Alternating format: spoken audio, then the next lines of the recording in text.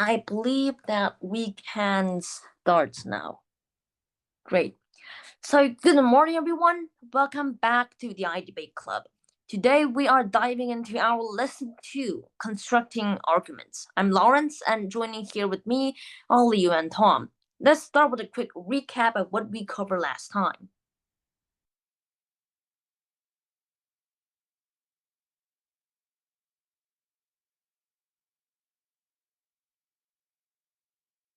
So let's start with the review. In our last lesson, we learned that debate is a structured argument between two sides. In debate, we call them the affirmative side and the negative side. Debate also sharpens your critical thinking, refutation, and public speaking skills. Also, we explored the 4 major debating formats across the world, which are World Schools Debate, British Parliamentary, Lincoln Douglas, and Public Forum. We also learned about the basic structure of a debate, which is the opening statement, the constructive speeches, the rebuttals, and the closing statement.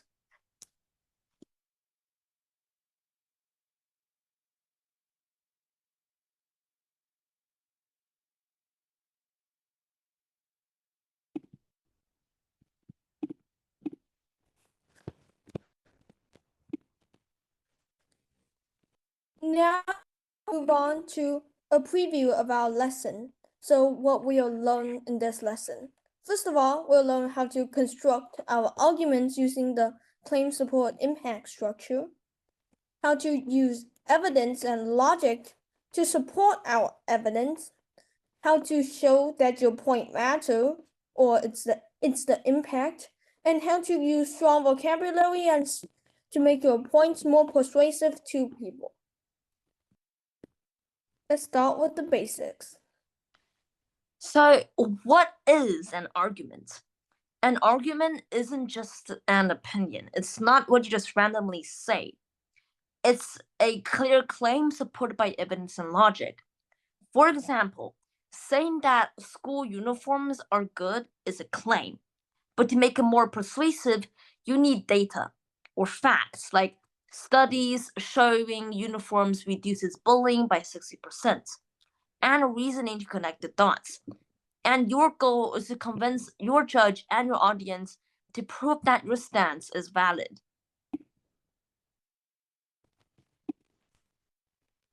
So, what makes an argument strong? These 3 things. First, a specific debatable claim that you believe in.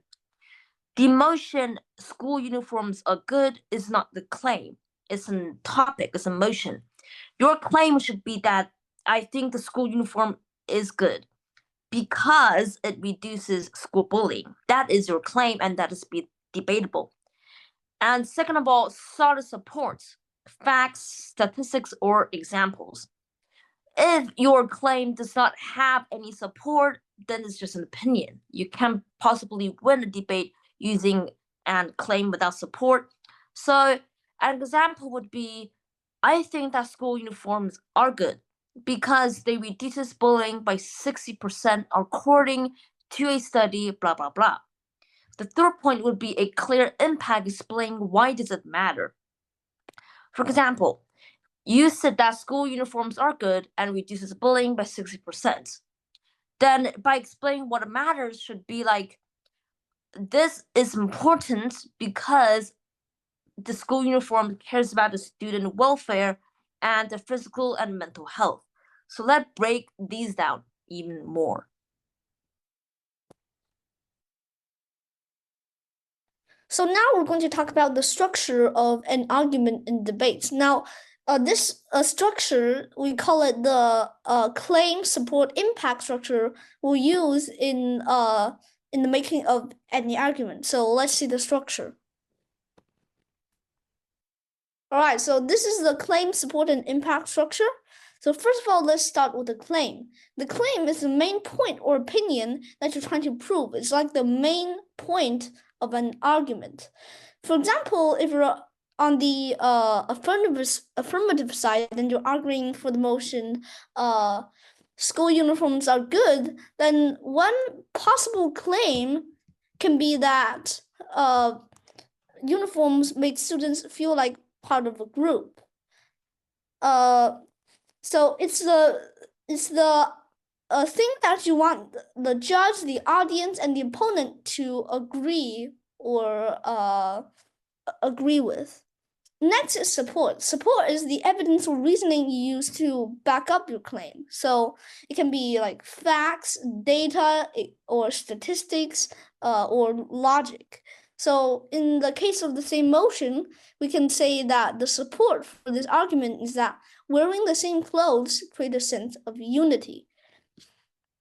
So this is pretty important because this basically supports or backs up your claim. Without support, the opposition could say that, hey, you have this claim, but do you have any proof that it's actually true? Like, if you don't have any proof, then it's completely invalid. Finally, it's the impact. The impact is the explanation of why your argument mattered. Like, what's going to happen if the opponent accepts your claim? Like, it shows like the effects to the real world when that claim is true. So this is pretty important because without an impact, the opponent could say that you have this claim, but why does this matter? How is this related to the motion? Well, with an impact, you could say that, well, because uniforms make students feel like part of a group, this can help build teamwork, school spirit, and a more supportive school environment. So that's impact. Now we'll look at a more in-depth explanation of claim. So a claim is a clear and focused statement that expresses the main argument or position in a piece of writing or debate. It's basically, like I said before, it's the argument's main point, and it sets the stance to be debated. So a strong claim should be specific. That means that it's not too broad, or else you're going to have many supports. It's debatable. It's not like one-sided. It's not something like everyone likes school uniforms, because you cannot prove that. It's not debatable, and sparks this discussion, so that it's actually a good thing to debate and rebuttal about. So when you're making your own claim in a debate, you have to ensure that your claim is debatable and concise. Concise means that it's like specific and easy for others to understand. You also need to focus on one central idea, as it's typically a bad idea to include more than one claim in one argument, as it can get very cluttered. Now, when you're making a claim, you don't want to pose it as a question, because the claim is a statement that states what you want to argue for. You also don't want to state an obvious fact, or else you're just wasting your own time. Also, don't begin with phrases like "I think" or "I believe."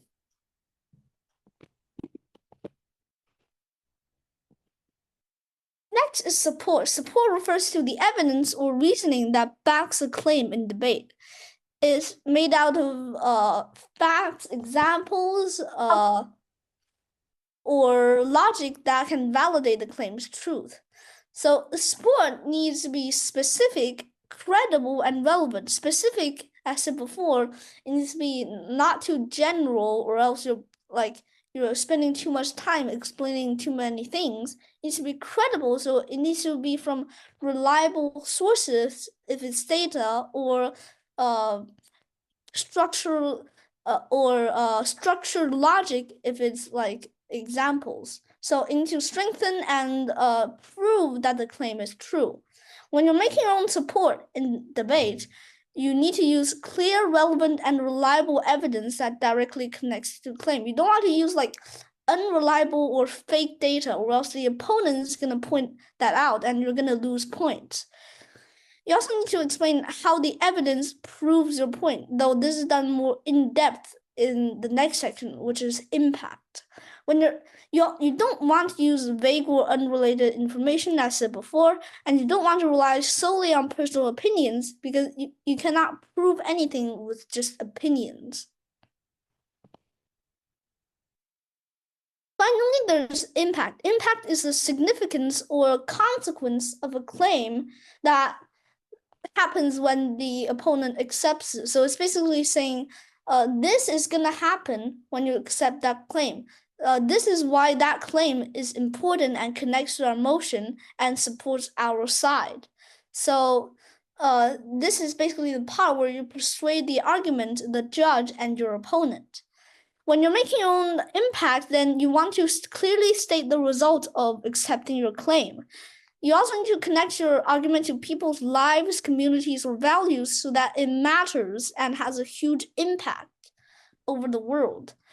Don't assume that the audience or the judge will figure out anything on their own, because judges will only score you points based on what you actually said, not what is actually inferred. Don't repeat your support because you don't want to repeat any evidence or waste time. In the impact section, you basically say why your claim matters. Okay, now we have an example. The motion is school uniforms are good. So for the affirmative side, the claim is that uniforms make students feel like part of a group. Support. Wearing the same clothes create a sense of unity and impact. This helps build teamwork, school spirit, and a more supportive school environment. For the negative side, we have the claim uniforms restrict students' freedom. Support. They limit how students can express their personalities through clothing choices. Impact. This makes students feel like they don't have a voice or identity, lowering confidence and comfort at school. So if you want to take a screenshot of this example, we'll give you 1 minute to do so. Yeah, so we'll stop here for 1 minute for maybe to you to take a screenshot or something.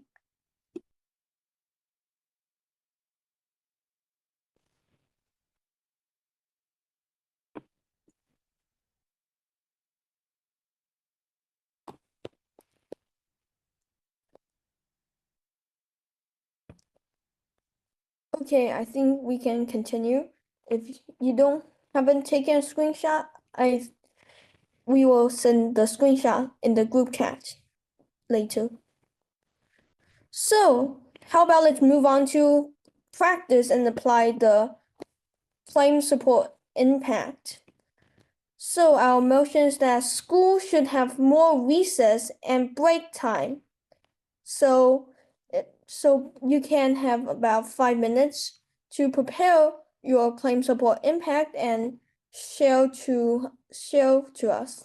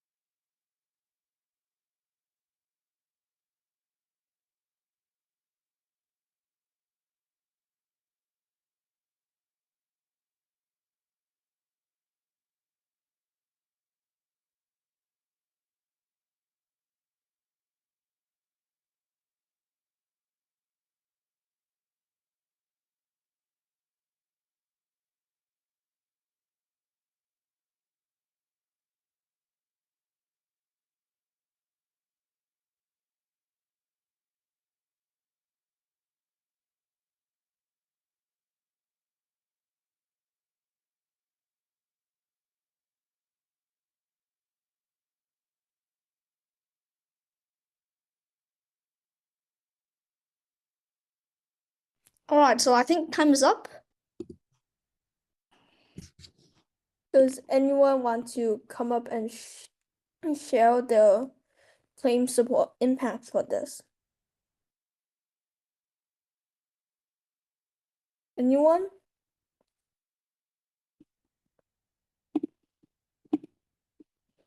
You can raise your hand if you want to share, or we'll start calling someone.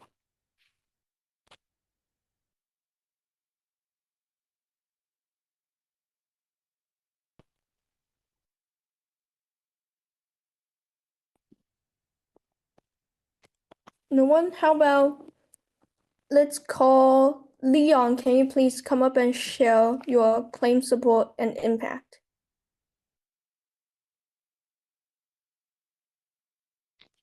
So about school should have more reasons. I think we should have more reasons because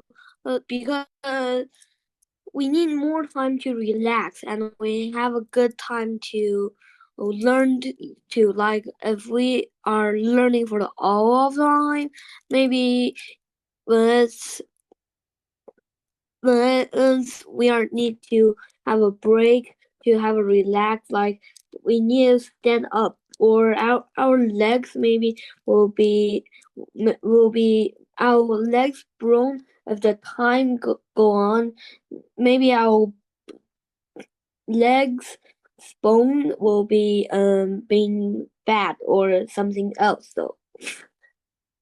And if we learn for the all of time with the afternoon, we can have a good time to learn. But if we have time to relax, so that we know that we are relaxing, and when time get over, that we will learn better. Okay, thank you from Leon. Does any of other want to share?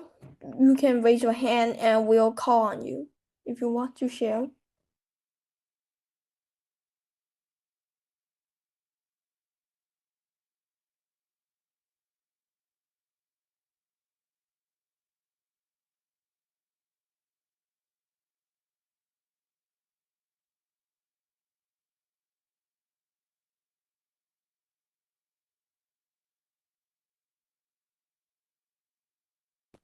Okay, may we have like one person?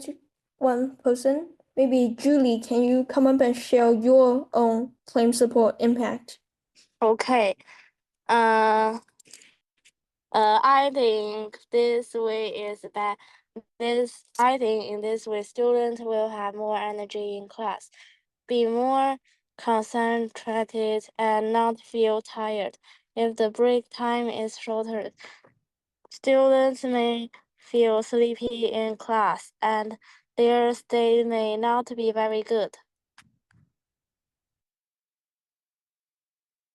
Okay, thank you from Julie from sharing, and now we are to share our own example of the claim.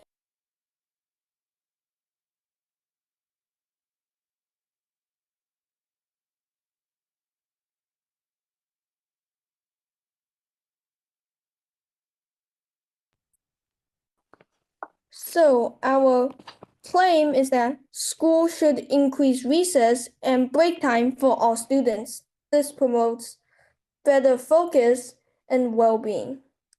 Support. Studies show extended breaks improve concentration and reduce stress in children. Recess increases social skills and physical health. Impact. More recess enhances academic performance and mental health. It creates happier and more engaged students.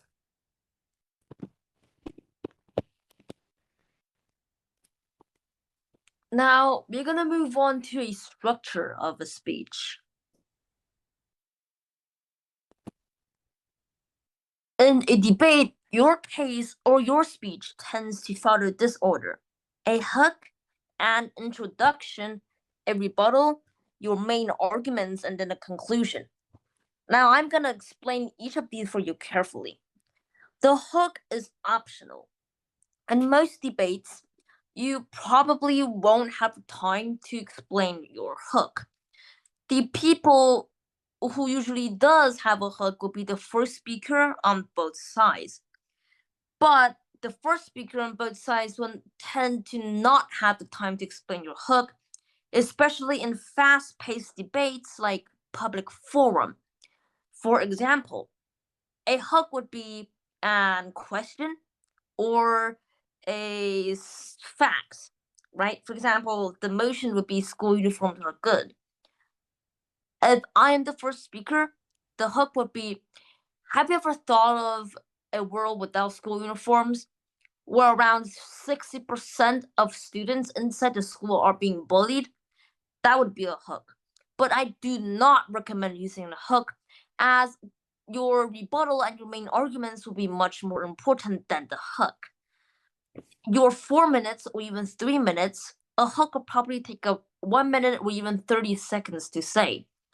And these 30 seconds might be very precious to you, as you might have a lot to say during your main arguments. So I do not recommend explaining a hook to the judge. Now the introduction. An introduction is necessary to the first speaker of the proposition. It is necessary. But for the other speakers, like the first speaker on the opposition side, it is not necessary. It is unnecessary. But why is it necessary for the first speaker on the proposition side? Well, your goal as the first speaker on the pro side would be to define the key terms in the motion. For example, the motion for today would be school uniforms are good. The first speaker would be able to define the term school uniform, as it is the most important term inside this motion. After that, you were able to explain your framework of the debate, which would be how you will explain these points carefully and what stance will you be on. But why is it not recommended for the other part of the speech? For example, the first speaker on the opposition side. That is because the first speaker on the con side will mainly focusing on rebuttaling or refuting the proposition side's introduction. So your goal on the opposition side is to rebuttal the opponent and to construct your main arguments. Say in this case, an introduction would be not necessary, as it is less important than the other parts of your speech. Now we move on to rebuttals. Rebuttals can be a very complicated part. We have the normal rebuttals and we have the pre-rebuttals. A normal rebuttal will be usually done by the first speaker on the con team and the second and third speakers of each team. The rebuttals consists of why the opponent team's point is not valid, and so why their point would not stand in their case. For example, I am the opposition's second speaker, and I will be refuting the proposition's second speaker.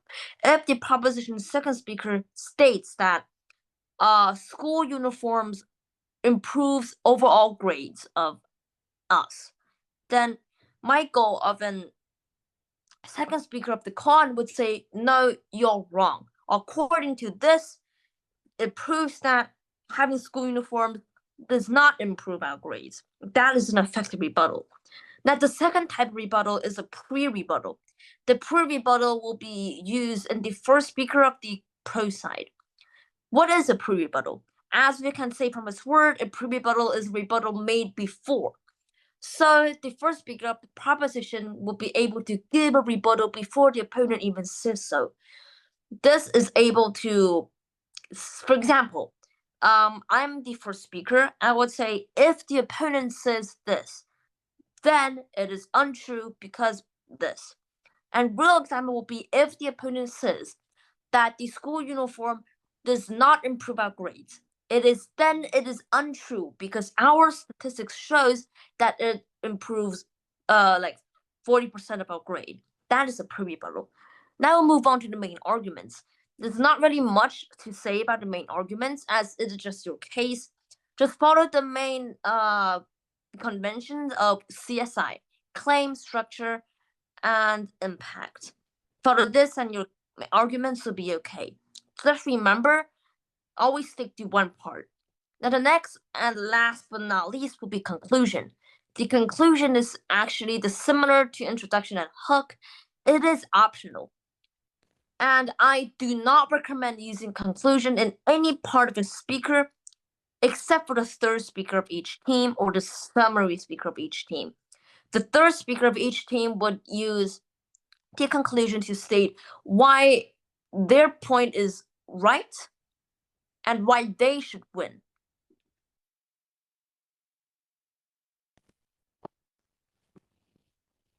So, how to organize your thoughts? First of all, start with your main idea. The topic is school uniforms. That is not your main idea. Your main idea should be one of your own ideas, right? For example, school uniforms are good, then that is your main idea. Second of all, list your key points. Your key points will be the main arguments you state. Your main idea will be school uniforms are good. And then your points would be school uniforms reduces bullies, school uniforms improves your grades, and that would be your key points. Then put your points in a logical order. For example, your first point will be to state school uniforms improves the grade. Your second point will be to state that the school uniforms should reduces bullying, right? Your third point would be any point you think of. And then always use the CSI method. If you have a method of your own, pray use it. But if you're not confident, always use the CSI method, as it is your only efficient friend you have during the debate. By using the CSI method, you can always construct an efficient argument or an efficient debate. And also write notes. Take notes while the opponents are speaking. People might ask, why should we take notes when other people are speaking? That's because your second speaker should use the notes to rebuttal the opponent. For example, I am the opponent. I say that school uniforms are bad because blah blah blah. As the second speaker, you did not take notes. When it is your time to speak, you can't rebuttal. So that's going to be a very awkward situation. So taking notes not only help your team, also help yourself to rebuttal the opponent, and it might win you a debate. Also stick to one idea at a time. Don't jump from point 1 to point 2 in the middle of your point 1. For example, if I'm making my point 1, school uniforms reduces bullying. Suddenly in the middle of my speech, I say that school uniforms also improve our grades. That doesn't make sense. Not only does it not make sense, it also reduces our second point to practically nothing, as you already explained the second point briefly in your first point. So the judge might be confused and you might get deducted points. Last will be using transitions. By using transitions, you can always keep your flow. You can always change your points whenever you want. And also practice out loud, always. Okay, so now what not to do in an argument. So your argument must be clear and logical. If it's not clear or logical, it confuses the audience and the judge and weakens your argument. Also, you must have relevant evidence. If you have irrelevant evidence that undermines credibility, it might get pointed out by the opponents for using wrong information or using information not connected to the debate. And it will be pretty awkward if you use the wrong information and got pointed out by the other team, and your points will be deducted by the judge. You also must make the debate two-sided. If your viewpoints makes the argument one-sided, it's not really a fair fight for the other team. It's only you arguing as one-sided debate, which judges normally don't like, and try to avoid that too. You cannot use excess emotion and rudeness. You might get into a personal attack or be really emotional, and that will not help your debate because it will make you disrespectful and weaken your arguments because of your excess emotion. Also, try not to repeat the things you said before because it distracts the listeners on which is the main point, which should they listen, which should they not.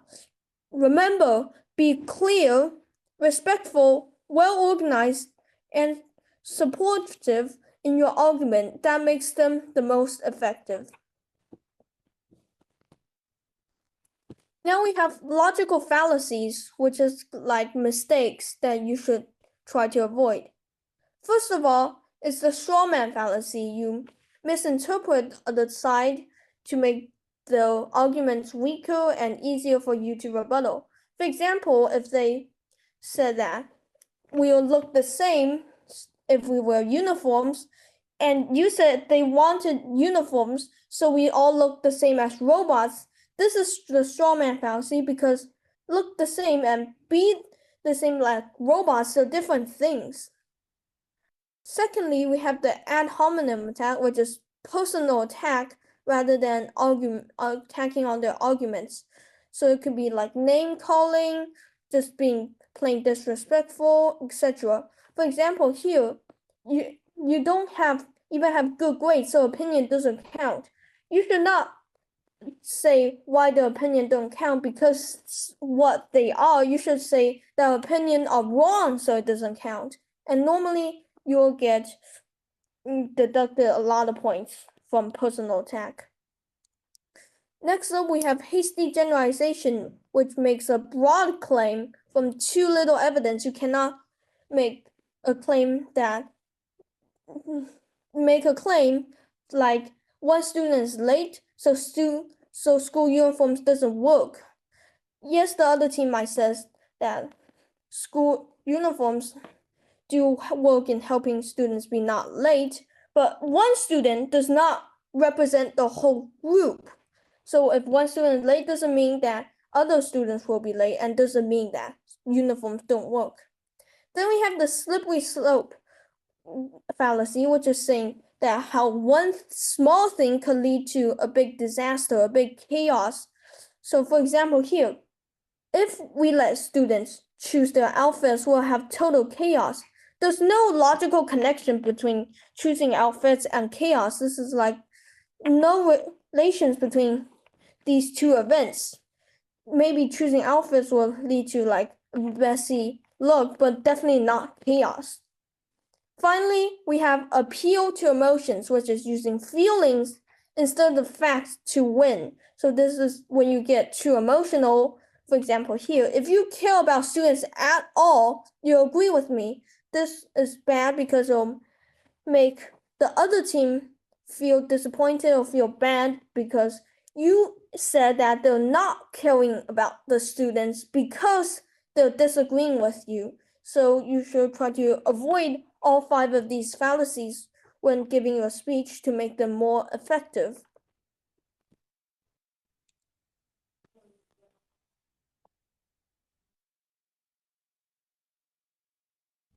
All right, so now we're going to talk about logos, pathos, and ethos. So these are invented by an ancient Greek philosopher called Aristotle, and these are basically the 3 core aspects you to include in the speech to make it good. Now, we'll go more in depth about this in lecture 4, but this also applies to arguments. So the first one, logos, is basically just logic and facts that's used to convince your arguments. It's like being clear, to having adequate evidence, and making your reasoning and logic strong. So this is logos basically means logic.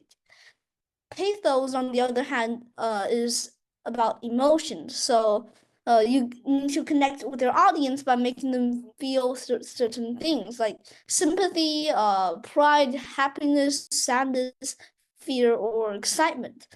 So like in order to have pathos, you need to be passionate in your speech to make your audience, the judge and the opponent, feel certain emotions and sympathize with yourself. So Finally, there's ethos. Ethos is basically trust. By showing that you're informed, experienced, you build trust between you and your audience. So they will respect your viewpoint and say, "Oh, he's very experienced, so we trust him." This is ethos.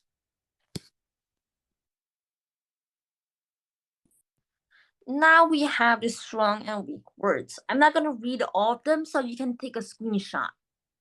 Just remember to avoid using weak words in your case. And if you have to take a screenshot, then we think we can move on.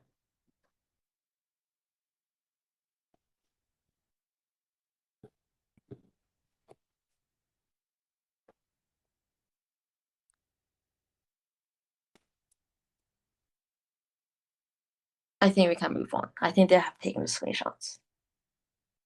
Great. Now the strong speech versus weak speech. Now I would like someone to read the weak and strong speech for us. So if anyone will want to, we'll be welcome to have. Great. Dumbo 2022, you can unmute yourself and read the weak speech.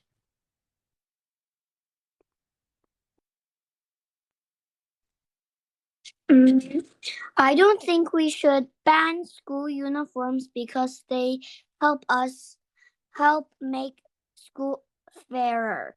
Everyone wears the same thing, so no one feels left out or judged what they're wearing. Makes it easier to get ready in the morning, too. Some people don't have a lot of clothes, so uniform help ensure everyone is equal. It might be boring, but uniforms are helpful, and schools work better when things are fair for everyone. Great. Now, is there anyone who also wants to read the strong speech? If anyone will want to, you can just raise your hand. Or we might start calling someone if no one raises their hand. Yeah. How about let's go with Lily. Can you read the strong speech for us, please?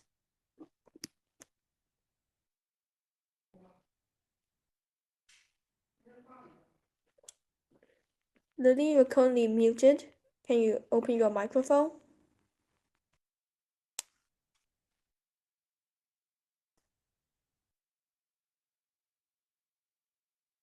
Okay, how about we go with Gavin? Can you please read the strong speech for us, Gavin?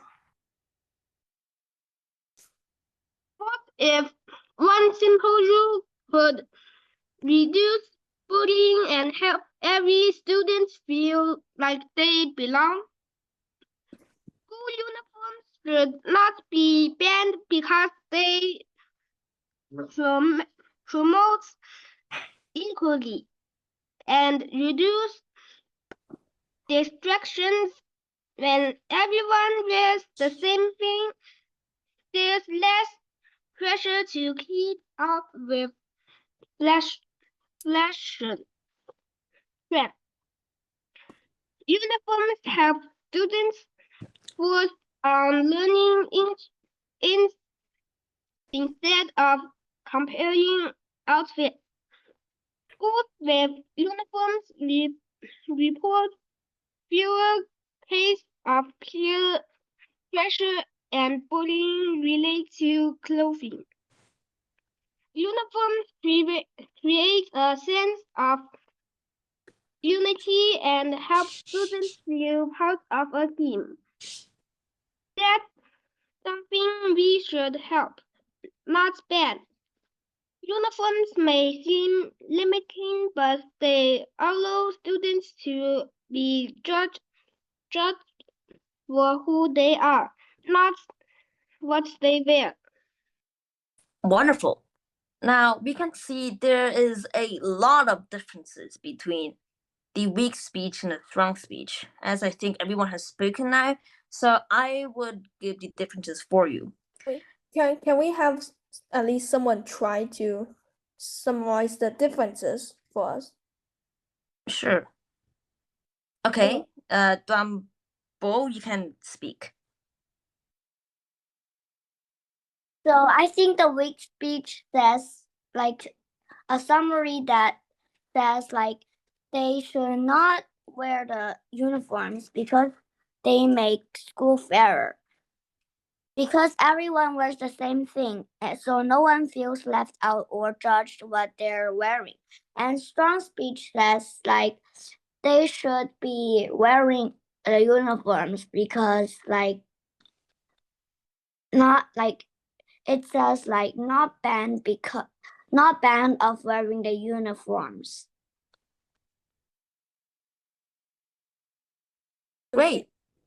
Well, that is one thing we're looking for. You summarize the differences between the weak speech and the strong speech. That's wonderful. Now I would like to give a more expanding version. The strong speech uses a CSI, which we did not see in the weak speech. School uniforms should not be banned because they promote equality and reduce distractions. That is a claim. We do not see a claim in the weak speech, other than I don't think we should ban school uniforms because they help make school fairer. Now, strong speech has support. School with uniforms report fewer cases of peer pressure and bullying related to clothing. This is a support. It includes facts that supported their claim, while in the weak speech, we do not see that. Now, uniforms may seem limiting, but they allow students to be judged for who they are and not what they wear. This is an impact which we also do not see from a weak speech. Also, the strong speech uses a more advanced vocabulary than the weak speech. We can also see a clear convention of the steps how a strong speech says, the hook, introduction, rebuttal, main arguments, and conclusion. For example, what if one simple rule could reduce bullying and help every student feel like they belong there? That is a hook. And the rest of it will be main arguments, and the last about is a conclusion. So overall, strong speech is much better than a weak speech.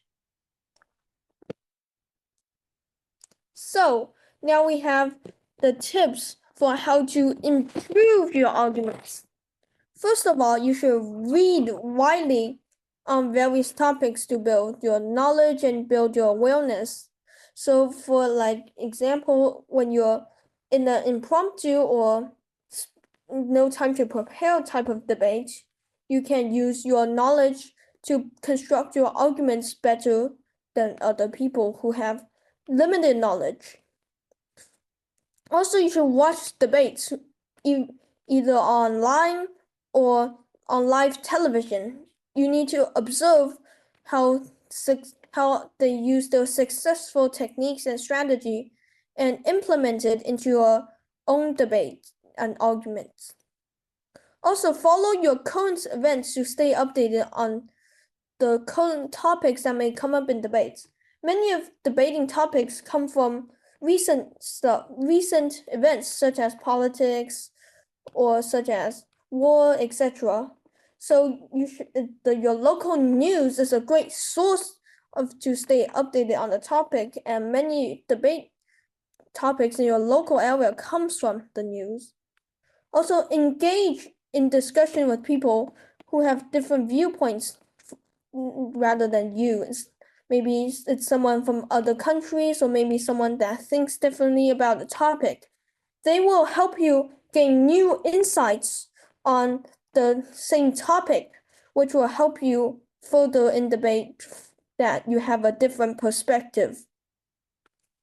Review feedback from other people and improve on the weak areas that they told you about. So the other people will help you with where did you do strong, where did you do weak, and you can keep the strong parts in your next argument and improve on the weak areas. For example, you may have a little bit of issue coming up with an impact. Well, you can work on some exercise to improve that. Also, you need to write regularly to improve your organization clarity. Writing needs organizing, so it will help you to improve on organization and like said before, you must write your flow in a normal debate. So that's also practice for your flow. Seek help from experienced debaters for guidance and advice. If you know any experienced debaters that in your area or your friends, you can ask them for help to give you more tips and more parts where you can improve on. Finally, you need to reflect on your past debates to analyze what went well and what didn't for future improvements. In future debates, you should do what you already did well and, like I said before, improve on what you didn't do as well. Now for the conclusion. By using the claim, support, and impact method, you can structure your arguments in a way that is convincing, persuasive, compelling, and impactful. By choosing strong words, avoiding logical fallacies, and focusing on logos, patterns, and ethos will also make your arguments much better. Now for the key terms, you can also take a screenshot.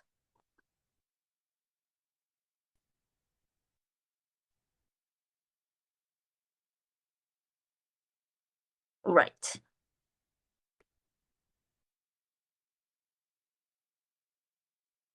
I think we can continue. If you haven't taken the screenshots, it will be put in the group WeChat later. Now for the Q&A section. Feel free to ask any questions. Anyone? If you have any questions about this lecture or about our future events or lectures, you can ask them now. No need to raise your hand, just come up and speak.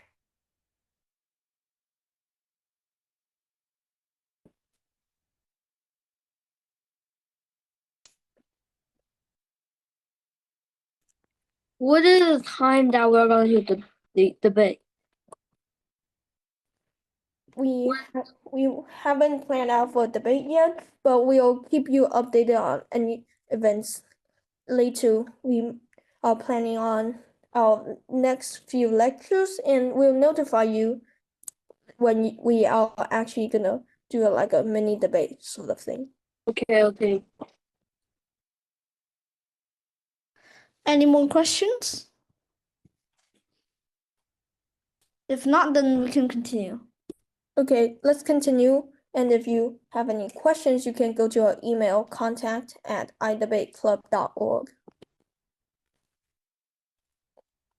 All right, so that's basically it. Next lecture will be at May 18th at the same time.